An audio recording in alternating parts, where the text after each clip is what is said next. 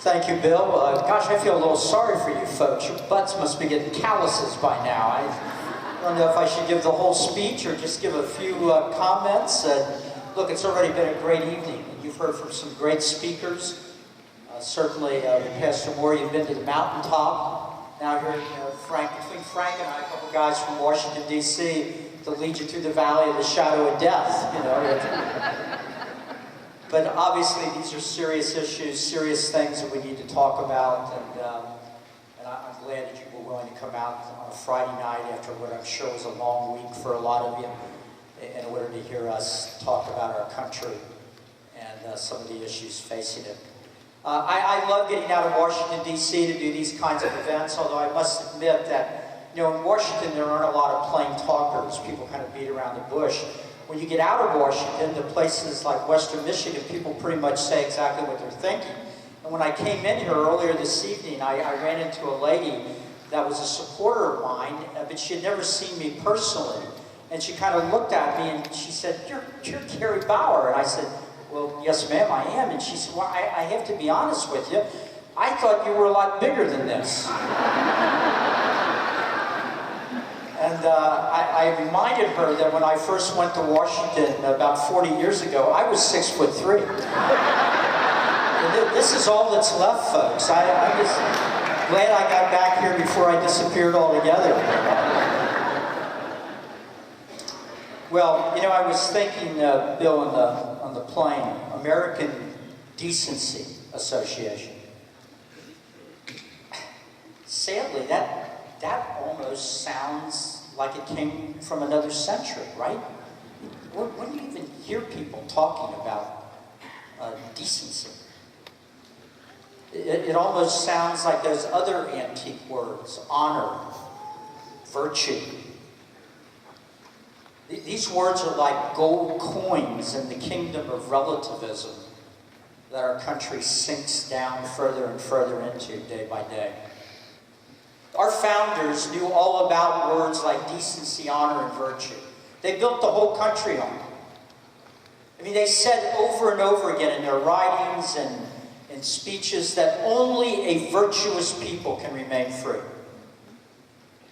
By the way, to a lot of my libertarian friends, I've had this argument. They want small government, and I do too, but they don't want to get involved in any of the values issues. They want people to be, to do whatever they want to do. And I keep pointing out to them that the reason the founders gave us small government is that they thought that virtue would restrain us from doing the things we shouldn't do. If that's not there anymore, you're going to end up, folks, with huge government. You'd have to end up with huge government to stop people from doing things that are destructive in society.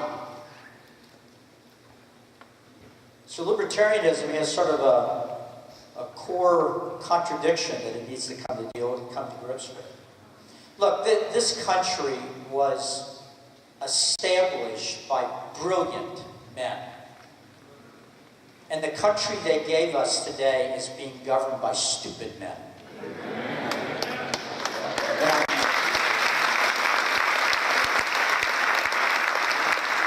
And I'm not limiting it to any one part.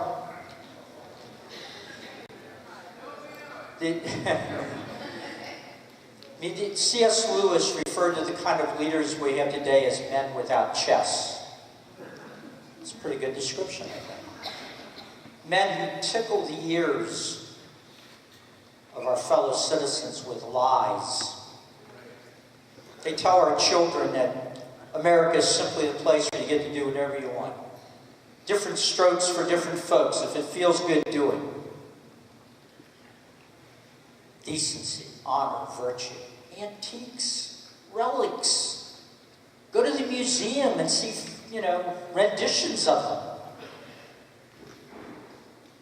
I mean, how else can we explain what we do see on a day-to-day basis? Last year, this young co-ed at Georgetown University in Washington, D.C., Sandra Fluke. Remember her, Sandra Fluke? Without any sense of shame or embarrassment, Sandra Fluke testifies before a congressional committee to tell them that She and her co-ed friends at Georgetown have such voluminous need for contraception that the cost of it is depriving them of money for food and textbooks. And that because of this, she's reached the obvious conclusion, which is that you ought to buy her contraception. And somehow, after that testimony, which was heavily criticized by conservatives, but embraced by the President of the United States, who actually called her and told her he was proud of her, it looks, if you look at the analysis of the election returns, that she actually helped the liberals and hurt us. That she was speaking for enough young women that it drove a higher turnout of women between the ages of 18 and 30 who are single. That's a comment on our times, right? Well, what about this latest heroine we've heard about? Texas State Senator Wendy Davis. She was in the news a couple of weeks ago. She conducted a filibuster in the Texas State Legislature to prevent legislation from being passed that would outlaw abortions after the 20th week of pregnancy. That's a period when unborn children, without any debate, can feel pain. And she insisted, by the way, that these abortions that should continue to be allowed after the 20th week also continue to be done in facilities that don't follow any particular health standards. And for this, she was hailed by the media as a modern-day Joan of Arc. Someone standing up to these right-wing men in Texas that are trying to tell women what to do with their bodies.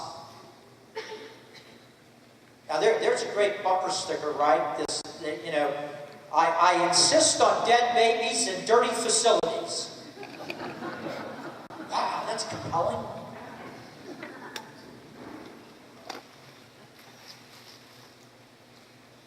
She's being talked about as a gubernatorial candidate in Texas. She was in Washington, D.C., day before yesterday, meeting with Nancy Pelosi to get the blessing of the liberal Pope in Washington about a potential campaign.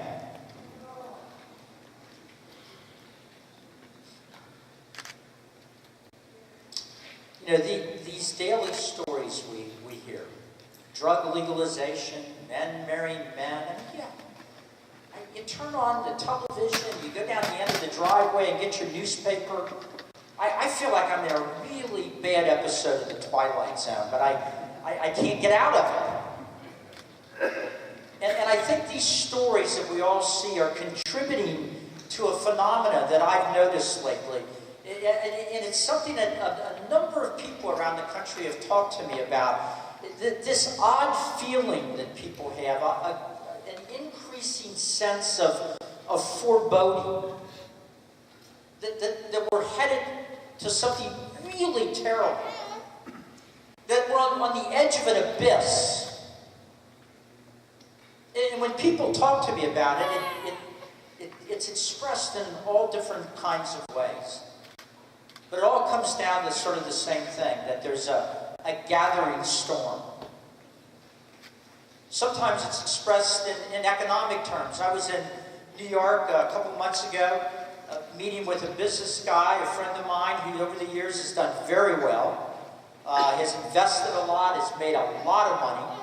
I was there talking to him about some projects that I thought he might want to invest in, but at the end of the meeting I thought to myself, well, oh gosh, this guy's done pretty well. Maybe I could not get any inside information because that's against the law, but at least give me some tips, you know, what's he investing in? So I said to them, you know, you've been doing really well for decades on the stock exchange, on stocks. Well, what are you putting your money in? little sheepish, and he said, well, Gary, I have to admit, I've missed most of this bull market the last couple of years. He said, I can't even put my finger on why, but I just haven't bought many stocks. And I said, gosh, I'm surprised. What are you doing with your money? And he said, well, this is just between us, right? I said, yeah. He goes, You won't tell him, right? He said, I've been buying things. And I said, well, what do you mean? He goes, well, art, gold coins, silver. I said, you're kidding me. You're not, they call folks that say that we ought to put our money in gold bugs. And they're kind of made fun of. There are people that think that our worthless money may someday become worthless. And then it will only be gold and silver that you would have to be able to fall back on. And this guy has never been somebody like that. He's always been a mainstream, very successful investor. And I said, you're not a gold bug, are you? And he goes, no, I never have been. But he said, I just have this feeling that another shoe's about ready to drop. He said, I'll tell you something else. He said, I'm keeping the stuff I'm buying in other countries. I said, well, come on. What are you talking about? And he said, well, if I buy some gold, I've bought a couple of storage places in Germany, and I've put some of it there, and I've got some stuff down in Latin America. And I said, you're beginning to get me a little nervous here, And I said, well, what are you thinking? He says, well, what if something really bad happens? Maybe I can get out of the country and get to one of these places. I put some of these assets, and maybe I can get through it. The shuttle flight back from New York to Washington, D.C. that night was much longer than it usually seems. I was talking to one of my friends the other day. He had been involved in doing some focus groups. You know what a focus group is? Polling, you just call somebody or you knock on the door, you ask them a few questions, it takes a few minutes, and then you reach conclusions by these polling results, what larger numbers of people might think. A focus group, you might bring 20, 30, 40 people in a room, and you talk to them for 5 or 6 hours, in-depth conversations, with the same hope, the same idea that if you pick these people correctly, they're going to give you a sense of what people like them are thinking. And this friend of mine that I was talking to had just been involved in some focus groups in Ohio, and he said, Gary, I am depressed. And I said, why? And he said, well, look, this is the heartland, right? It's the Midwest. And he said, I was shocked how often these good Midwestern people, without any prompting, volunteered to us that they thought America's best days were gone. That the idea that their children would have a better life than they've had, that they just thought it was ridiculous. These are, I grew up with these people. I grew up in northern Kentucky, right across the river from Cincinnati. My dad, my mother and father, they were these people, calluses on their hands. You go to work, you do your job, you work hard, you make some money, you put a little bit away. My father was a janitor. He came home after working a couple of shifts. He would come up to my room when I was 6 and 7 years old and say, wake me up, look at me. You can do better than this. Study, stay in school. Do good, not bad. And these people today, sort of the salt of the earth people, are thinking it's over. I was listening to Rush Limbaugh the other day. I almost fell off my chair. I don't even remember what the issue was, but all of a sudden Rush blurts out over the air, We are living in a dying country.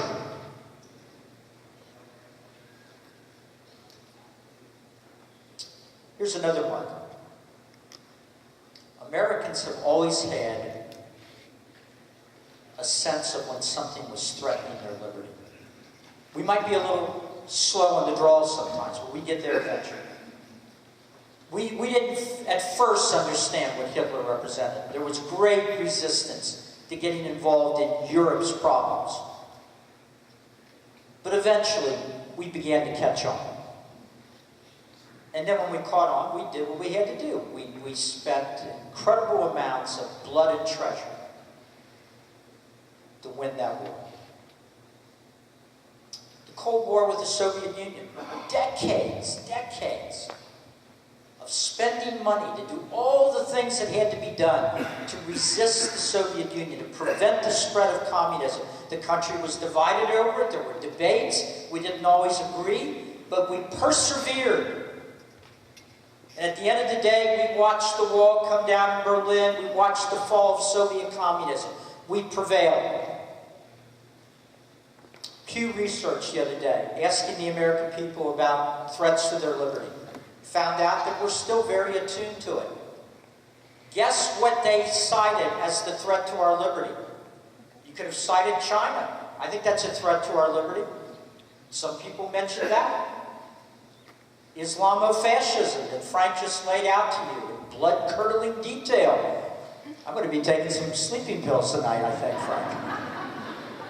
Some people cited that. You know what the majority of them cited? Our own government.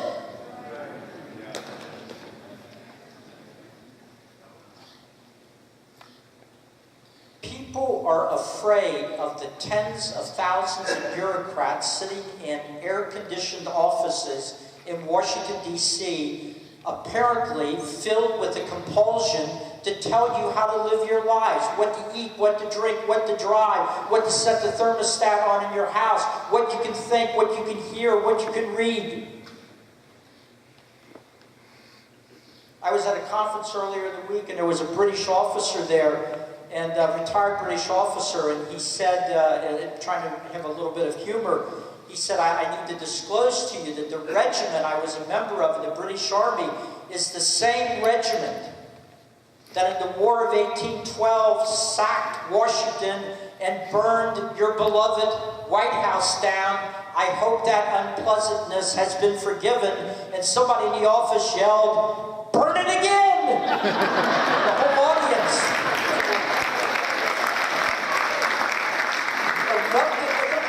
It was an awkward moment, what can I tell you?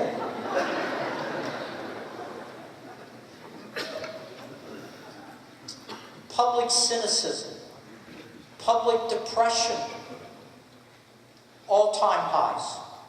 Number of people saying America's headed in the wrong direction, all-time highs. Why? Now, you know, part of it might be that we're increasingly secular as a nation. And if you're more and more secular, it's easy to get depressed and cynical.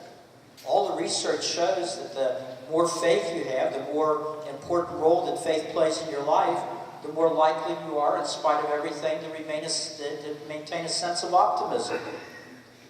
Maybe that's part of it. But I'm finding this sense of a bad moon rising is affecting people of faith too. I bet some of you are afflicted with it. And on bad days, I have it. I was on a website a couple months ago, sort of a Christian, conservative-oriented website, and there's a blog that's part of it. People come on and they share their thoughts. And purely coincidentally, when I was on there, a young Christian father came on to share a thought with us. And what he wrote was that the previous Sunday he had been at church, and the pastor had asked the congregation to literally get on their knees to pray about something. And this young father, doing that, opened his eyes a little to see if his two young sons were actually kneeling with their eyes closed. He wanted to make sure they weren't, messing around or goofing off or whatever. And as he looked over at them, and they were praying, He said, suddenly, I had this wave of nausea pass over. Because the thought hit me as I looked at my two boys, that if I actually taught them what the scriptures tell me I am supposed to do as a godly father, that if I taught them to love the things I love and to honor the things I honor and to confront evil, and if I taught them what the Bible teaches about love and sex and marriage, then I may actually be preparing them for a jail cell.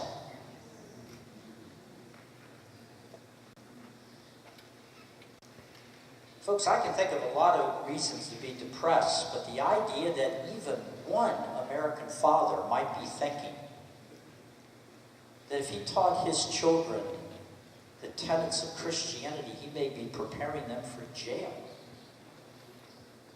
is about as dark as it gets. He went on to write this. I'm not talking about troubled times ahead for my grandchildren's children in some possible future. I'm talking about my kids. So revolutionary have been the recent changes in America, I think persecution is close.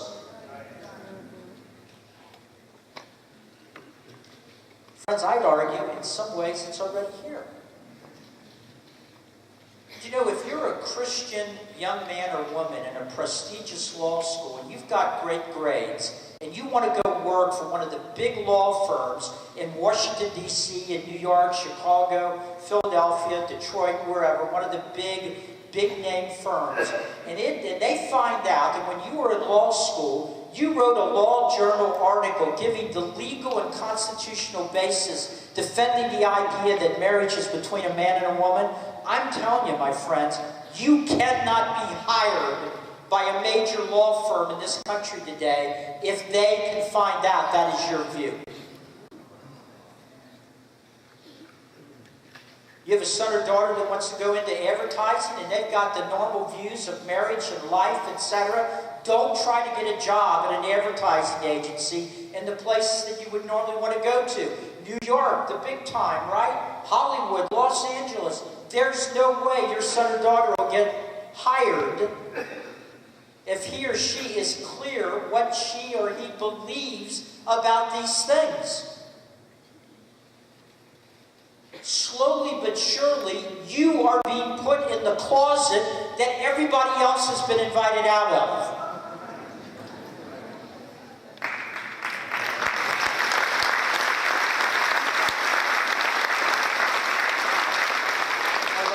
It's not just guys like this father sitting in the pews. It's religious leaders who are beginning to say it. Cardinal George in Chicago about a year and a half ago caused a big stir when he said the following: I expect to die in bed. My successor will die in prison. And his successor will die a martyr in the public square right here in Chicago. Wow.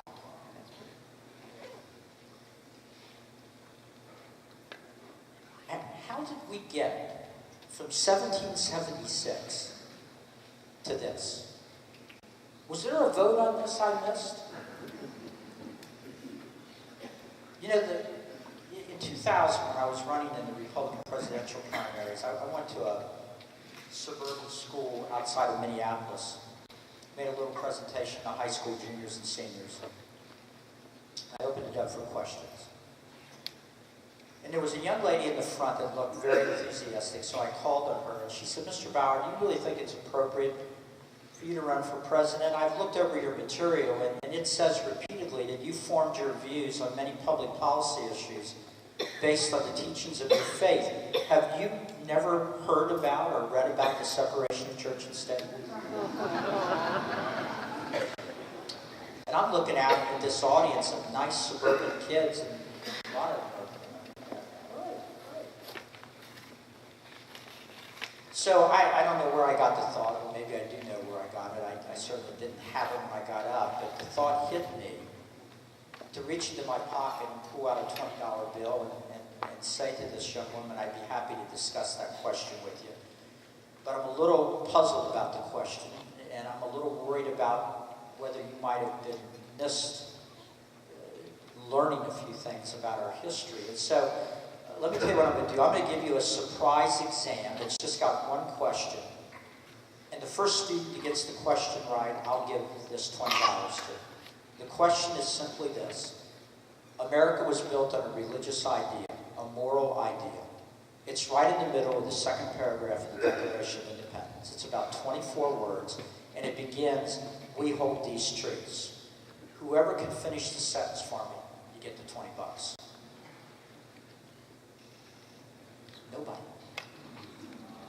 I did it in every high school I went to for the rest of the campaign, over 100 high schools.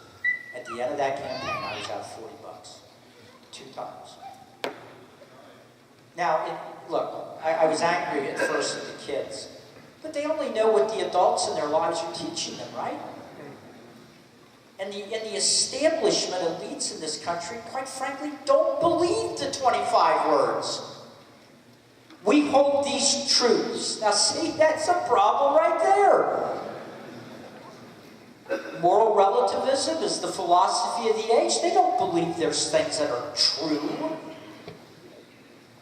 We hold these truths to be self-evident, that all men are created equal and endowed by their Creator. Oh, wait a minute.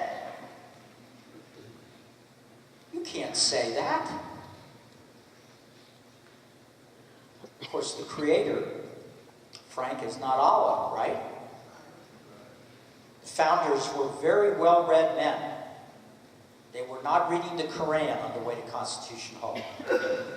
They were reading the Jewish Bible, the Torah, and the New Testament. And it was there that they found their ideas about the dignity and value and worth of every human being. Endowed by their Creator with certain unalienable rights, among these the right to life. Isn't that interesting? Before sonogram machines, the founders knew that without the right to life, the other rights are sort of, beside the point.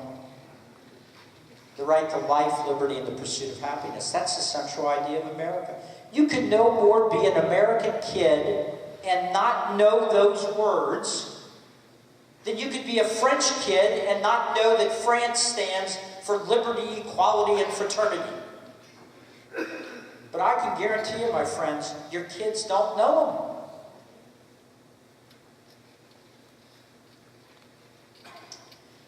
We live at a time now where if you make an argument in the public square based on Judeo-Christian values, there are people out there and newspapers out there and critics out there that will call you and me, and I've been called it before, the American Taliban, right? Argue that marriage is between a man and a woman, that an unborn child should be welcomed into the world, have a seat at the table, be part of the American family, and you are compared to the people that throw acid on the faces like of that little girl to eat away her nose because she dared to go to school somewhere in an radically Islamic area that doesn't believe in educating women. Look at what happened to the owners of Chick-fil-A, who merely gave an interview in a Southern Baptist magazine and said, well, I believe in the biblical definition of marriage, it's between a man and a woman. And folks, you know what was the scariest part of that? That company was attacked by elected officials, by mayors of some of the most important cities in America, telling the family that owned Chick-fil-A, don't you dare try to bring your hate chicken to my city. These are the same mayors that, welcome in abortion clinics, tolerate drug abuse all over the place, porn shops, mayors complaining about there not being any jobs. But if a guy wants to come in and sell chicken, better not come to San Francisco or Washington, D.C. or Chicago. Ron Emanuel, the former big assistant to the president, now mayor of Chicago, said, well, that Chick-fil-A company, they don't have Chicago values. Well, he's right about that. Over the July 4th weekend, 60 people were shot in Chicago over about a 5-day period.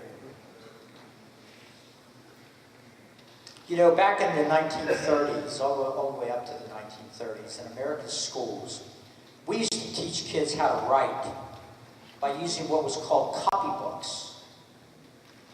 And what the child would be required to do is to write over and over again on a page a sentence at the top of the page. And by that rote learning, writing it over and over again, they learned cursive. But you know, we used to be fairly wise. And so all during those years, up into the 1930s, we not only made kids learn how to write cursive that way, the sentence we put at the top of the page was a moral truth. It actually was the most important part of the lesson. So the kid would be writing over and over again, "Thou shalt not kill. Do not steal. The wages of sin is death." Well, the copybooks, beginning in the late 30s, were thrown out of the schools by the progressive education movement. And it's probably a good thing, even though it's a little depressing, because what in the world would we put at the top of the pages today? If it feels good, do it. Always carry a spare condom. You are the descendant of monkeys and apes.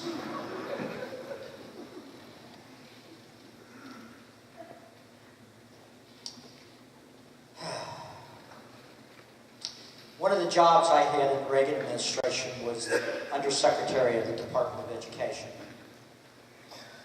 So, let me give you some homework. When you get a chance this weekend or in the next week, you probably have read it before, do it again. Go back and read the inaugural address delivered by George Washington on April 30th, 1789, at Federal Hall in New York City, just a few blocks away from where the World Trade Center towers were. In that inaugural address, where George Washington puts his hand on the Bible and adds on his own the phrase, "So help me God," to the end of the oath, Washington, who our kids are being taught was not a religious man, repeatedly says in his inaugural address that the only reason the new nation exists is because of God. And he repeatedly dedicates the nation to God. Or if you don't want to do that, check out Lincoln's second inaugural, delivered on March 4th, 1865. He got up on the East Portico and delivered a one-page inaugural address.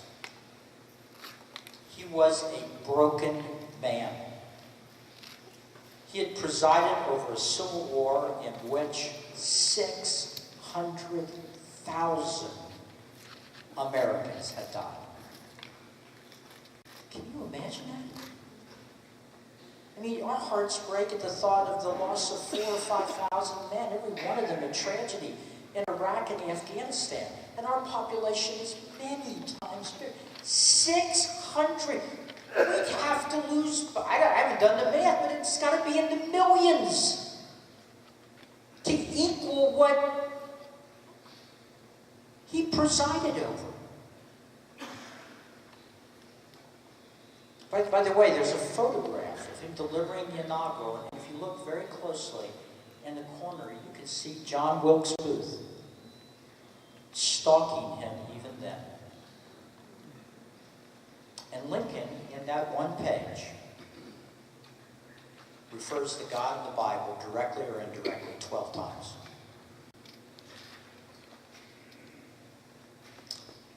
And he says something fascinating. Pastor Moore, I'm sure you're familiar with this. He points out that the people of the South and the people of the North are praying to the same God. And that both peoples want the war to end. But yet, it's raged on with all this carnage. And then he tells the nation what his fear is. Knowing that God is just, he said, what if a just God won't allow the war to end until enough blood has been shed north and south to equal all the blood drawn from the slave master's lash?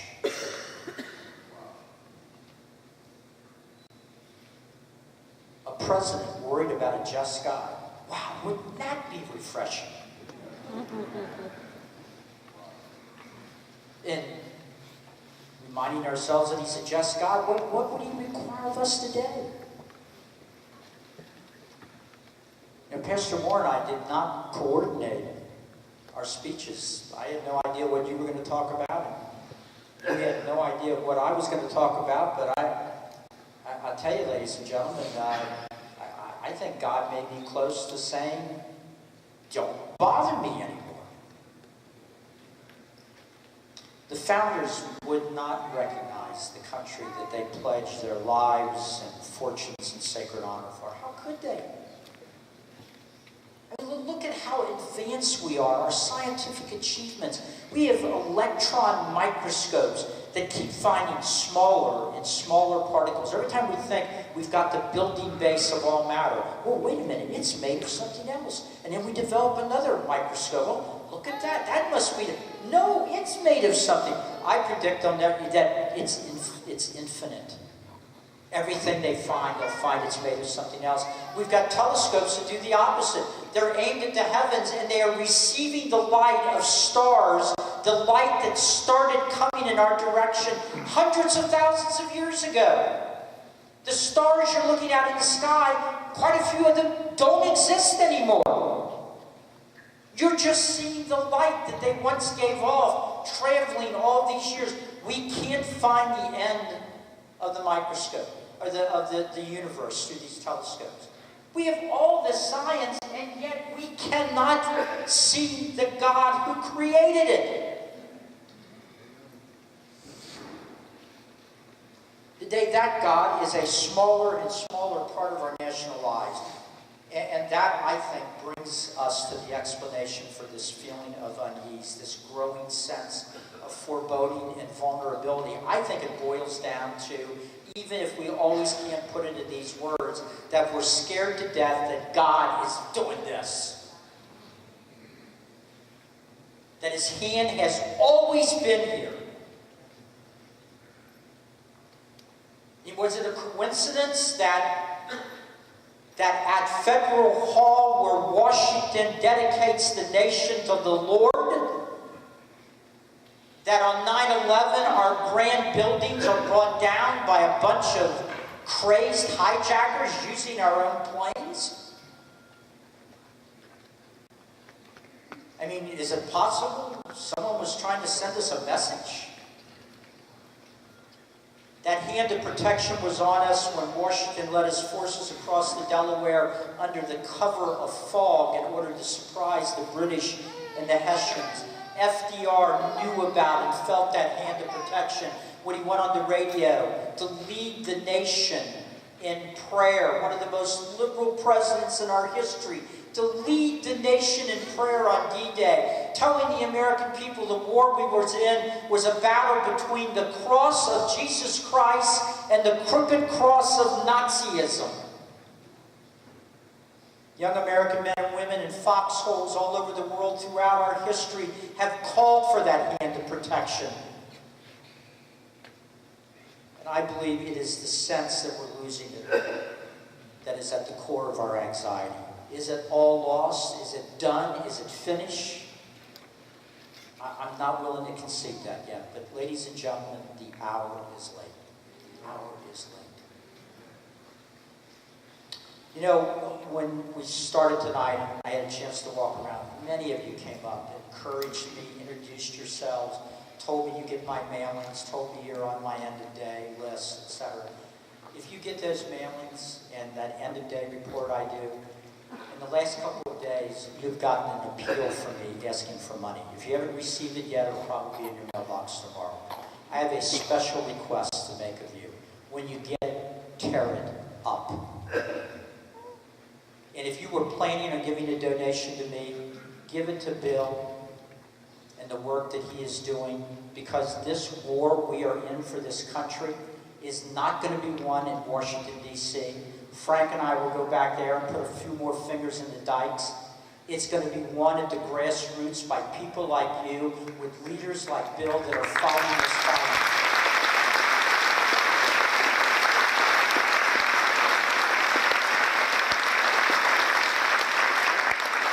I worked for 8 years for Ronald Reagan. He was the consummate optimist. Anytime I felt pessimism, I got it out of my mind because I didn't want to be fired. Ronald Reagan gave a speech in Florida. It became known as the Evil Empire speech because it was that speech to an audience of evangelicals that he said the Soviet Union was the focus of evil in the modern world. He said a lot of things in that speech, and here's a quote I want to leave with you. I believe, he said, we shall rise to the challenge. I believe that communism is another sad, bizarre chapter in human history, whose last pages even now are being written. I believe this because the source of our strength in the quest for human freedom is not material, but is spiritual. And because it knows no limitation, it must ultimately triumph over those who would enslave their fellow man. For the word of Isaiah, he giveth power to the faint, and to them that have no might he increases strength. They that wait upon the Lord shall renew their strength. They shall mount up with wings as eagles. They shall run and not be weary. My friends, come what may, do not fear. Do not grow faint. For the God of Abraham, Isaac, and Jacob is with us, come what may. God bless you.